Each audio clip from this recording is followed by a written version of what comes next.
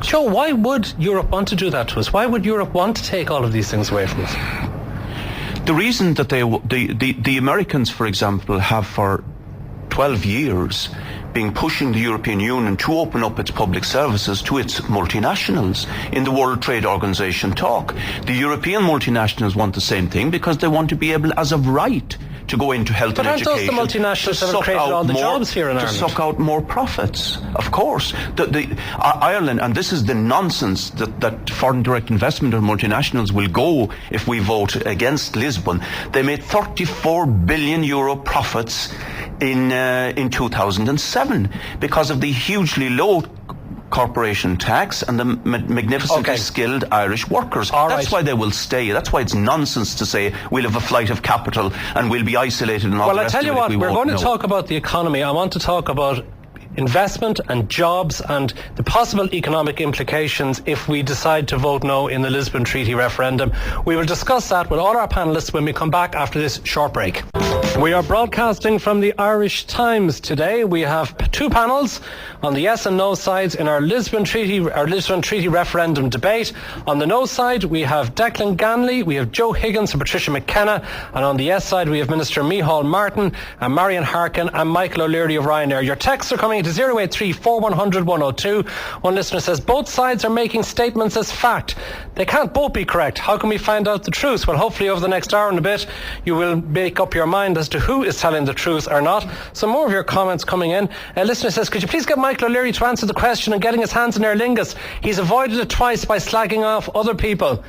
Are you hopeful that the European Commission is going to give you the thumbs up to buying Aer Lingus on the basis of helping them out here? It's not a decision for the European Commission, which is what they can stop you, can't they? They can't.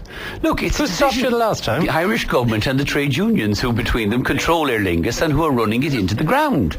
Neither of them have a vision for Aer Lingus. They're waiting until after the referendum to announce about 800 job losses in Aer Lingus. And if they won't sell it to us, it doesn't matter what my new friend Commissioner Tajani thinks. But what about Micheal Martin, your new friend sitting beside you? Micheal Martin, will you sell him Aer Lingus in return for helping out on this? There's nobody in the current let him answer, capable please, Michael. of making a decision. Michael, let Micheal Martin answer, please. It's about the Lisbon Treaty, Matt. It's not about the Aer Lingus or RyanAir for that matter. Just wondering about it's far bigger than any of that. Okay, some of the comments coming into 083 4100 102. What about basic democracy? I voted no the last time and I will again, says Cathy in Westmead.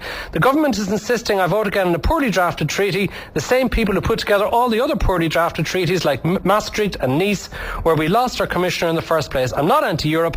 I'm an Irish taxpayer who's already voted no. They don't like the result and they are wrong. James, age 26 in Killarney. I've already voted. Did they not get my vote? My next vote is a protest vote. I will vote no again. Another one says to vote yes to Lisbon means no to jobs for Irish people. EU laws need to be changed on the relocation of companies simply for profit alone. And another from the no side, if Michael O'Leary says yes, there has to be a catch, just like booking with RyanAir. So I'd be very wary, says John. Another here says, didn't Rio Varadkar say on your show that European law rides over Irish law? Trying to remember if he said that. And now a few on the yes side. If Joe Higgins wants us to listen to his points, perhaps he could speak in clear English. I can't understand a word he said or what he meant. It's very unfair to you, Joe. How can people make a decision with the type of political speak being thrown around? Another says, I can't believe I'm on the same side as Michael O'Leary, but I will vote yes in spite of him. And Kieran in Galway says, why do they keep repeating the French rejected the European Constitution? President Sarkozy said if he was elected president, he would pass the treaty, and the people voted for him. That point is null and void. Shane in Galway says, Michael O'Leary, genius, easy to understand. Declan Ganley, hidden agenda for himself, but I'm still reluctant to vote yes. What about countries that said no? Will those suffer? And Marian Kell says, I was a trenchant no. Michael O'Leary has changed my mind. Minister Micheal Martin, I want to go to you in relation to the economy. What possible difference could it make to the economy by voting yes? Well, I think, first of all, the European Union has been very good for the Irish economy since we joined it. And I've mentioned already the degree to which Irish-owned companies who are developing new technologies, world-class solutions to many global problems, new services, are selling their goods and services to the European market. And they need goodwill and they need good sentiment on the European market in order to sell more. And they need a Europe that is more effective and quicker in its decision-making to facilitate greater trade and commercial activity. And that's the overarching objective of the Lisbon Treaty. Secondly, sentiment and goodwill are equally important in terms of attracting foreign direct investment into the country.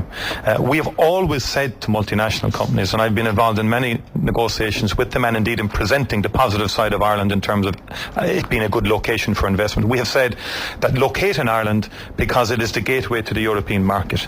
And whether we like it or not, a no vote will send a negative signal to foreign direct investment. Sure, won't we still be part of the European Union? We'll still be won't we still be part of the euro? A lot of people in the United States are not interested in the minutiae of one treaty versus another. In fact, the interpretation overseas the last time outside of Europe was that Ireland was pulling away from the European Union. So don't understate the impact that this vote will have. But sorry, did the no vote the last time cost us any inward investment? Did it cost us any exports? Because we've heard today that exports have soared again this year. Can I tell you that we were asked in the immediate aftermath, officials in my department, to speak to a multinational company. The idea asked us, who were of the impression that a no vote meant we were pulling out of the European Union, and they wanted our reassurance that it did not mean that. I'm not going into which particular company. We don't discuss individual companies who are contemplating investment in Ireland in advance of their coming in here. That happened, and there's no. And I know when you go to the US or elsewhere, their sense of it is that a no vote is moving Ireland to the margins, and there's no doubt about that. And I think a yes vote would enhance the perception across Europe of Ireland in terms of facilitating reform that the other 26 member states want. I think it would be good for Irish companies. And the proof of the pudding is not me, if you don't want to listen to me. 90% of those who create jobs in this country, between small and medium-sized countries and large companies, are saying to vote yes for jobs and economic recovery. Okay. I take their word for it. We're going to Declan Ganley now. As a businessman, there seem to be very few businessmen. You're the only businessman I know of who's come out openly on the no side. IBEC, every other business group has come out strongly in favour of a yes vote. As a businessman, how can you say no? I can say no because it's a bad deal, and it's a bad deal for Ireland. It's a bad deal for the whole of the European Union. It's a bad deal for Irish business and for foreign direct investment into this country, because handing over decision-making power in these areas to people in Brussels that we can never vote for or against is nuts. It's a bad idea. They do not have our best interests at heart. They will not exercise that power with our best interests at heart. We need to either keep those competencies here, or those people exercising those competencies need to answer to us at a ballot box once in a while. The only place in Brussels where you can initiate legislation is the Commission, and to be there you have to be unelected. The fact is this whole argument that you've been peddling, that this is about jobs or investment or the economy, has been absolutely eviscerated. The fact is, even Justice Frank Clark said there was nothing about jobs in this treaty. The Wall Street Journal, the Bible of investors in America, said Mr. Lenihan is peddling phantom terrors to scare the Irish people into voting yes. Preying on fears, in fact, seems to be the chief strategy of the yes campaign. They also said no sane businessman is going to mistake a no vote on Lisbon with a decision to pull out of Europe. And the pro-Brussels Financial Times described this. Their chief yes man, Wolfgang Micheal, said last week, this is a pre-crisis treaty for a post-crisis world. He said, I too find the treaty increasingly hard to defend with a straight face. And yet, Minister, you bring us back the same document and you insult the Irish people by putting it before us twice and making us vote on it again when we made our decision, the same as the French and the Dutch did. Okay, I'm going to let Marian Harkin in because she hasn't had a chance for a while. Marian. Well, just one comment on what Declan said there about the French and the Dutch. He always forgets to tell us about the Spanish and the Luxembourgers. 27,413,000 people voted yes. 24,531,000 voted no. And that includes the Irish vote.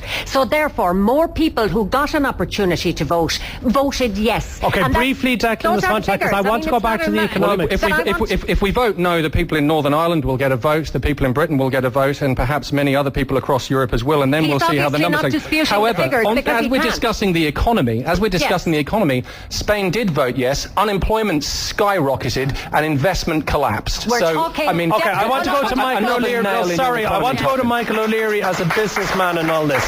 You create jobs. I've heard you say many times before that governments don't create jobs. So how can this treaty in any way help the economy?